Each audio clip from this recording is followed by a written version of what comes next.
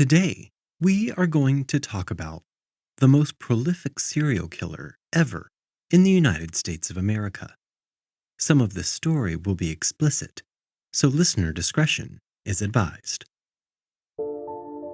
We are taught to read clues all around us to keep ourselves safe from people who would do us harm. Well, what happens when the person who wants to kill you removes those clues and lulls you into a false sense of security? This is exactly what happened to almost 6 dozen women when they met the Green River Killer. I'm John Dodson. This is The Secret Sits. Our story today begins on February 18th, 1949, in Salt Lake City, Utah, where Mary Rita Ridgway gives birth to the second of 3 boys. Her husband was Thomas Newton Ridgway, who was a bus driver, while Mary worked as a sales clerk at the local JCPenney. The couple would name this new baby Gary Leon Ridgway. The family moved to SeaTac, Washington in 1960, and young Gary began attending the Chinook Junior High School and then moved on to Thai High School.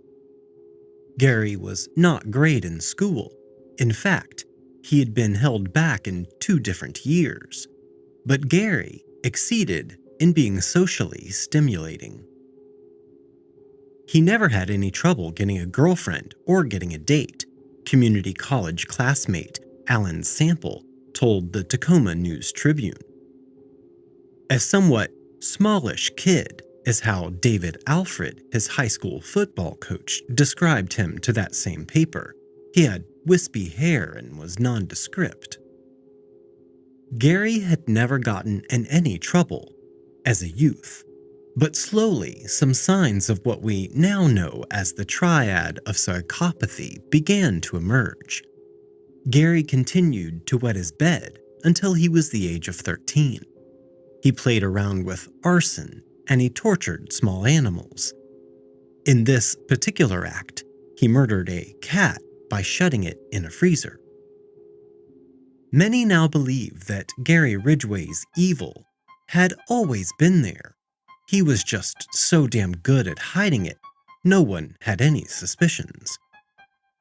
Gary was the middle child, and he definitely was not the favorite either. The favorite child was Gregory, his older brother by 1 year. Gregory was the most accomplished of the brothers.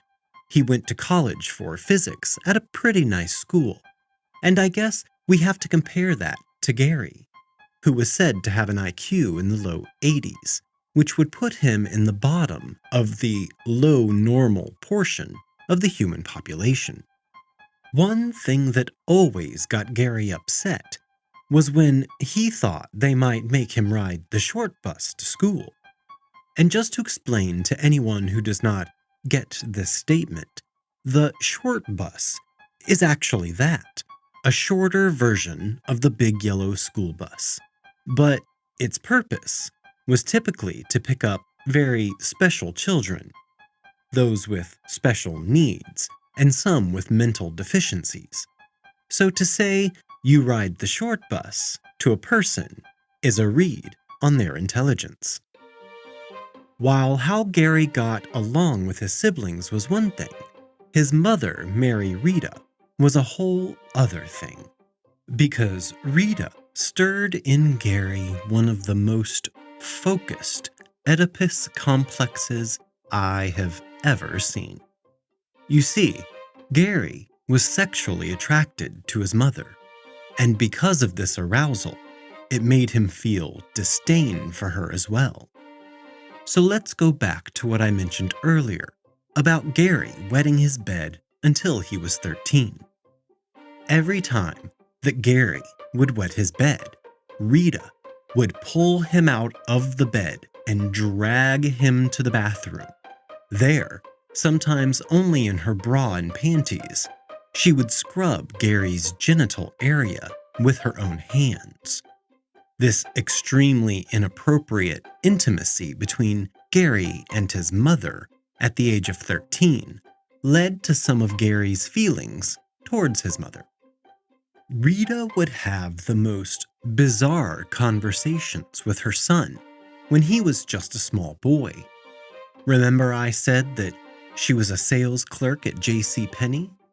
Well, she would work in the men's clothing section, and she would come home and tell Gary about men she had done suit fittings for, while measuring their inseam down on her knees in front of these men. They would get erections, and Rita would describe them to Gary in explicit detail, even down to what the man's crotch smelled like. Rita also dealt out forms of corporal punishment to her son Gary, hitting him with belts and sticks, even for the most minor infractions. And she didn't reserve this behavior just for Gary. Oh no. Rita also constantly yelled at and berated her husband as well. It was around this age, when Gary was about 13, that he also began fantasizing about murdering his mother. Gary's father just took all of the abuse his wife could dole out. She would scream at Thomas at the dinner table and then just pick up a plate and smash it over his head. Gary's dad would not even react. He would just stand up and walk away. I'm not sure if this was because of how scared he was of Rita, or if he just didn't give a crap about her or their marriage. But seeing these types of interactions between his parents also changed and warped Gary's views on people in society. The family's home was close to the Pacific Highway South, a street in town which was well known for having many sex workers on the street. Gary's father hated this about where they lived, and quite often would make loud proclamations about how much he hated the sex workers everywhere. Thomas finally gets another job at a mortuary, and he would come home from work and tell Gary stories about how one of his coworkers would have sex with the dead bodies. I think it's obvious that these two were not going for Parents of the Year. Now 1965, and Gary is 16 years old. He sees a kid, just about the age of a kindergartner. The kid is dressed up like a cowboy, and he is close to some woods behind his home, playing with a stick. Gary walks up to the boy. "Hey, you want to go help me build a fort in the woods?" Gary asked the small boy. And of course, he does. He's dressed up like a cowboy. This kid is up for some adventure. So Gary and the kid make their way into the woods. The next thing the kid says is, "Why did you kill me?" Blood now flowed out of the child's midsection, down his leg, and into his small cowboy boots. The knife Gary had used was unfolded from the sheath that was in his pocket. The one stab had punctured the boy's liver. "Why did you kill me?" he asked, and Gary simply laughed, turned to walk away, and said, "I always wanted to know what it felt like to kill someone." The boy survived this attack, but this was the breaking point, when Gary Ridgway was no longer a victim, and instead became a predator and monster. The same predator and monster he is to this very day. Because Gary was not familiar to this little boy, the boy could never identify his attacker, and Gary never got in trouble for this attack while still in his youth. But this story is later confirmed by Gary himself. When Gary graduated from high school in 1969, he was already 20 years old. He married his 19-year-old girlfriend, Claudia Craig. He enlisted in the United States Navy and was deployed to serve in the Vietnam War, working on a supply ship which engaged in some combat. Gary, while in Vietnam, began to frequent sex workers to get some relief because his wife was on the other side of the world.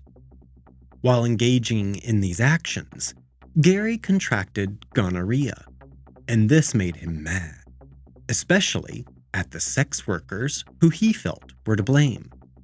But he continued to frequent the sex workers even after this, and also continued to have unprotected sex with them. About a year after being married and shipped off to war, Gary returns home and discovers that his wife has also been unfaithful while he was away. So Gary gets really mad because she cheated and calls her a whore, and they get a divorce. In 1972, Gary is back in Washington and gets a job painting vehicles. He also gets married again, this time to Marcia Winslow. Now, his first wife spent almost no time around Gary while they were actually married because he was deployed most of the time. But Marcia was not so lucky. Things started off with small, strange requests, like Gary liked to have sex in strange places, like in the woods, by the Green River, all places he would later use as dump sites for his victims. It was at this time that Gary's appetite for sex really took off. Marcia says that he wanted it or needed it all of the time from her. They had sex 3, 4, 5 times per day. Because of all of the sex, guess what happened? Marcia got pregnant. And after baby Matthew was born, for the shortest amount of time, the couple could not have sexual intercourse. And this made Gary's blood boil. He just could not handle not being able to have sex at any given moment. And because Gary always needs someone to blame for his anger, he focused that anger directly at his newborn son. After all, it was Matthew's fault that his wife was out of commission. After the couple would commence having coitus, Gary would do strange things to become aroused. He would jump out and scare Marcia, or say disturbing things to her while they were in action. He also started to choke Marcia during sex, which also started to scare her. Because of the mounting trouble in their home and marriage, Marcia divorces Gary and runs for the hills. Gary will blame most of his rage in his future life on the way his marriage ended and blaming Marcia for a lot of his own shortcomings. In fact, Gary even says that he thinks if he had simply killed Marcia, that would have been cathartic enough that he would not have had to even kill any other women. They were all substitutes for her. Gary had become religious during his second marriage, proselytizing door to door, reading the Bible aloud at work and at home. He would also frequently cry after sermons or reading the Bible. Some have speculated that Gary Ridgway was torn between his lusts and his staunch religious beliefs.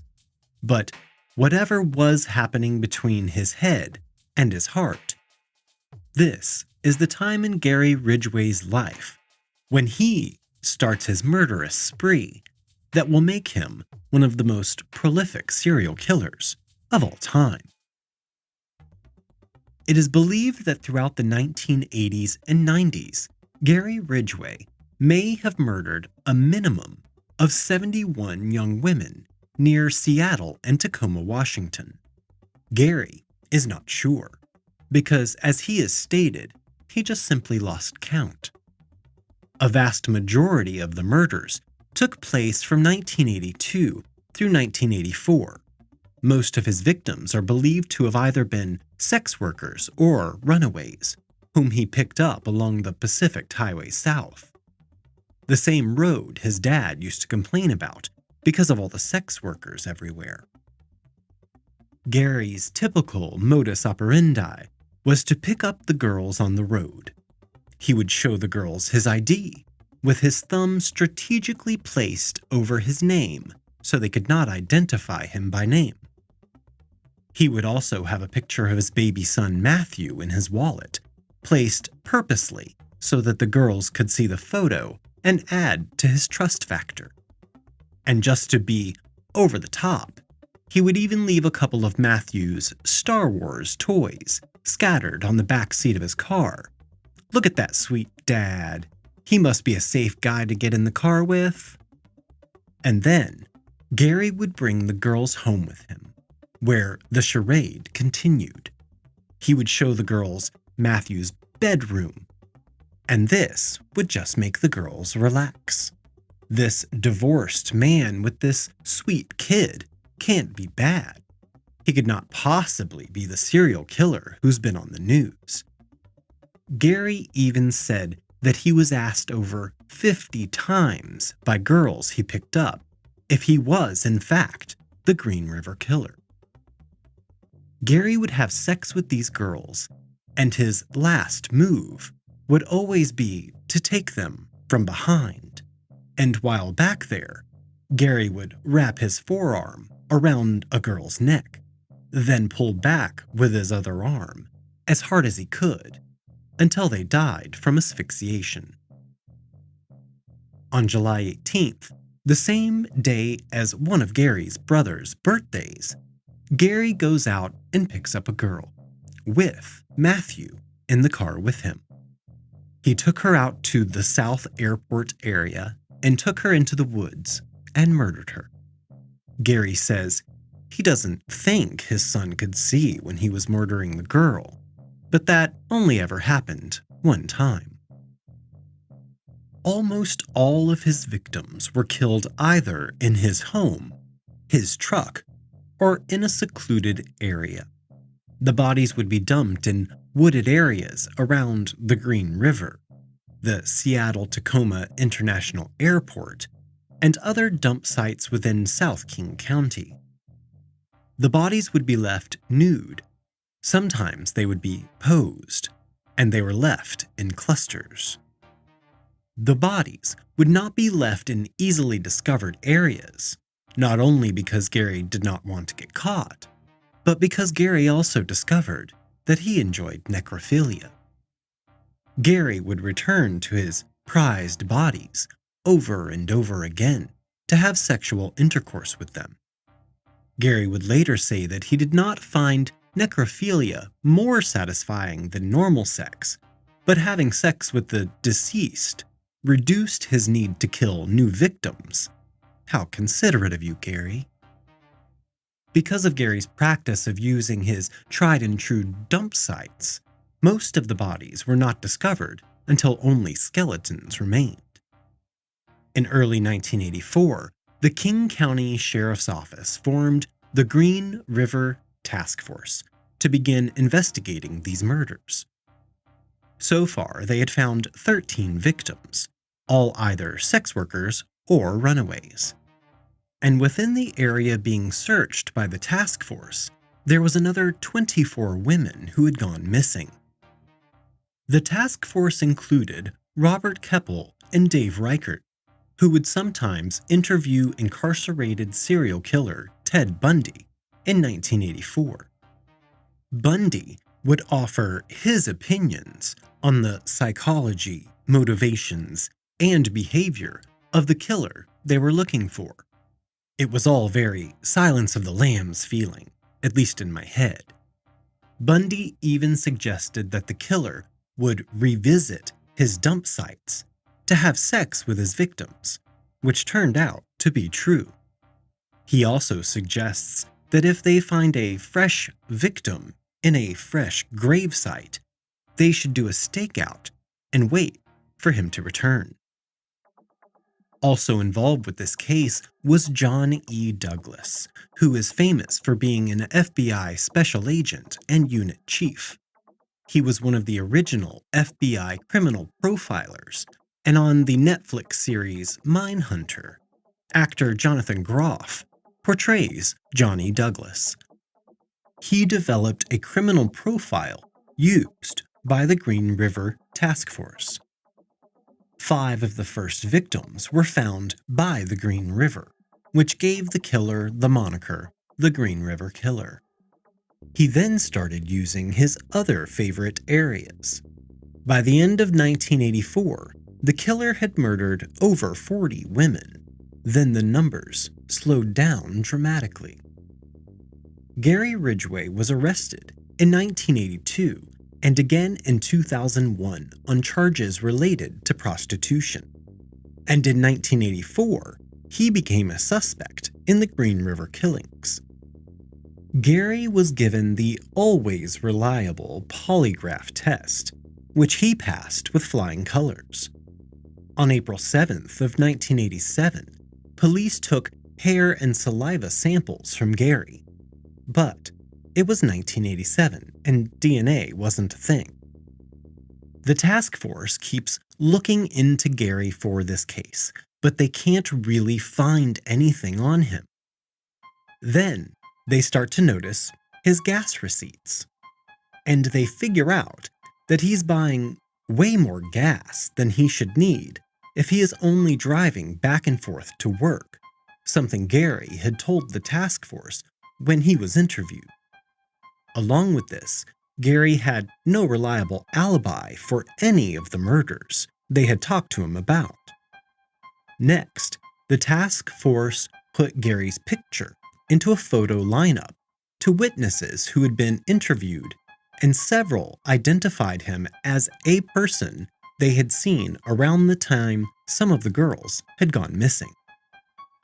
Based on this evidence, and from everything from 1984 and 1987, the task force is given a search warrant for Gary's house, but they end up with nothing. And Gary Ridgway may have had a low IQ, but he had no intentions of getting caught. He actively tried to prevent himself from becoming a suspect. He drove 2 of his victims all the way to Portland, Oregon.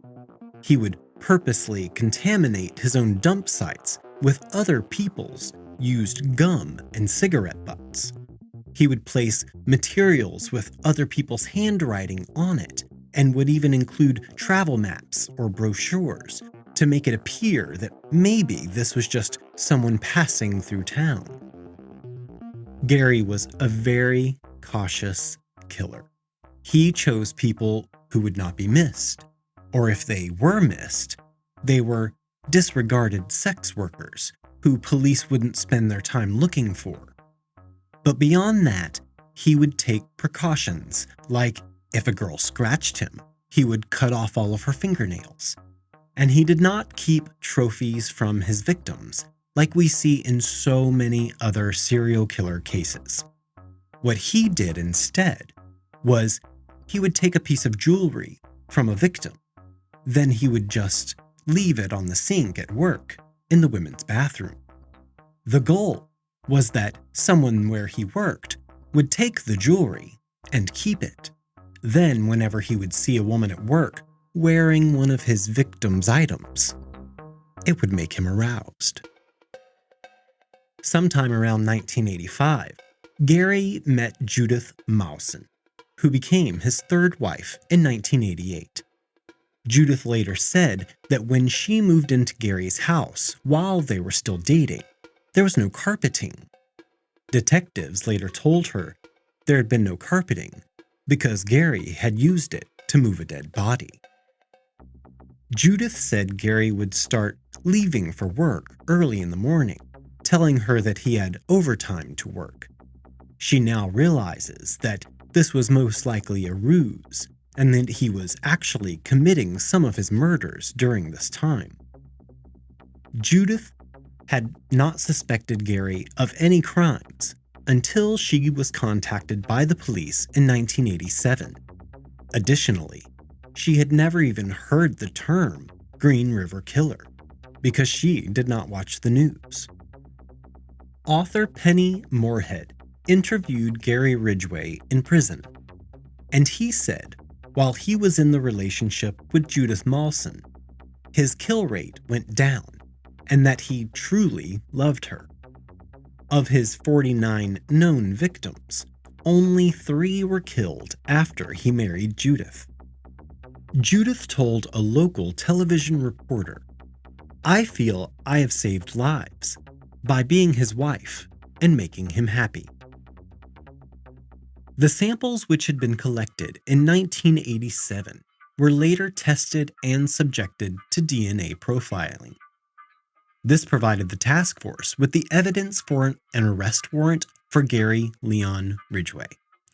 On November 30th, 2001, the task force executed the warrant while Gary was at work at the Kenworth truck factory where he worked as a painter. He was arrested on suspicion of the murder of 4 women nearly 20 years earlier. The DNA evidence conclusively linked semen left in the victims to the saliva swab police had taken in 1987. The 4 victims named in the original indictment were Marcia Chapman, Opal Mills, Cynthia Hines, and Carol Ann Christensen. 3 more victims, Wendy Caulfield, Deborah Bonner, and Deborah Estes, were added to the indictment after a forensic scientist identified microscopic spray paint spheres as a specific brand and composition of paint used at the Kenworth factory during the specific time frame when these victims were killed. Early in August of 2003, Seattle Television News reported that Gary had been moved from a maximum security cell at King County Jail to an Airway Heights minimum medium security level tank.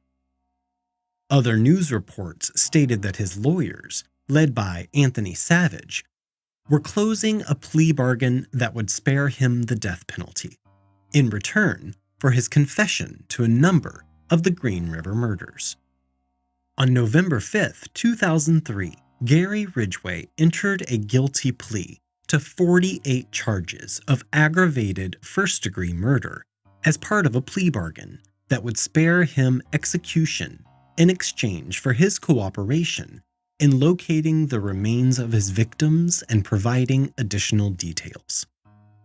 In his statement accompanying his guilty plea, Gary explained that he had killed all of his victims inside of King County, Washington, and that he had transported and dumped the remains of the 2 women near Portland to confuse the police. Deputy Prosecutor Jeffrey Baird noted in court that the deal contained the names of 41 victims who would not be the subject of State v. Ridgway if it were not for the plea agreement. King County prosecuting attorney Norm Malang explained his decision to make the deal. "We could have gone forward with 7 counts, but that is all we could have ever hoped to solve. At the end of that trial, whatever the outcome, there would have been lingering doubts about the rest of these crimes. This agreement was the avenue to the truth, and in the end, the search for the truth is still why we have a criminal justice system. Gary Ridgway does not deserve our mercy. He does not deserve to live. The mercy provided by today's resolution is directed not at Ridgway, but toward the families who have suffered so much." On December 18th of 2003, King County Superior Court Judge Richard Jones sentenced Gary Ridgway to 48 life sentences with no possibility of parole, plus 1 additional life sentence to be served consecutively. He was also sentenced to an additional 10 years for tampering with evidence for each of the 48 victims, adding an additional 480 years to his 48 life sentences. Gary led prosecutors to 3 bodies in 2003. On August 16th of that year, the remains of a 16-year-old girl found near Enumclaw, Washington, just 40 feet from State Route 410, were pronounced as belonging to Pammy Annette Avent, who had been believed to be a victim of the Green River Killer. The remains of Marie Malvar and April Buttram were found in September of 2003. On November 23rd of 2005, the Associated Press reported that a weekend hiker found the skull of one of the 48 women Ridgway admitted to murdering in his 2003 plea bargain with the King County prosecutors. The skull of another victim, Tracy Winston, who was 19 when she disappeared from Northgate Mall on September 12, 1983, was found on November 20th, 2005, by a man hiking in a wooded area near Highway 18 in Issaquah, southeast of Seattle. Gary Ridgway has confessed to more confirmed murders than any other American serial killer. Over a period of 5 months of police and prosecutor interviews, he confessed to 48 murders, 42 of which were on the police's list of probable Green River victims. On February 9, 2004, county prosecutors began to release the videotaped records of Gary's confessions. In one taped interview, he initially told investigators that he was responsible for the deaths of 65 women. In another taped interview with Reichert on December 31, 2003, Ridgway claimed to have murdered 71 victims and confessed to having sex with them before killing them, a detail which he did not reveal until after his sentencing. In his confession, he acknowledged that he targeted sex workers because they were easy to pick up and that he hated most of them. He confessed that he had sex with his victims' bodies after he murdered them, but claimed he began burying the later victims so he could resist the urge to commit necrophilia.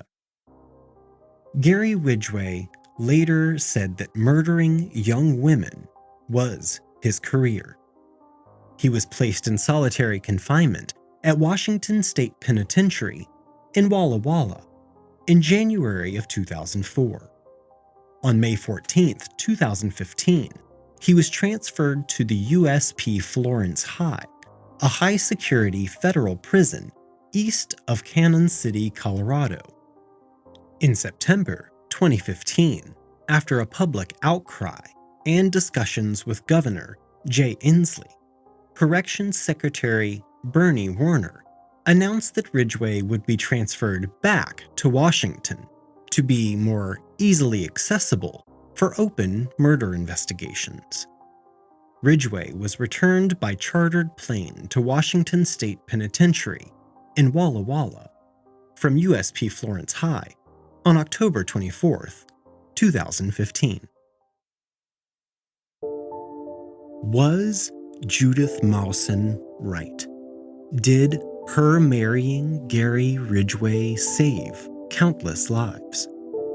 Well, we may never know, because as much as Gary loves to talk, I, for one, am sure he is still living in the middle of the circle, where the secret sits.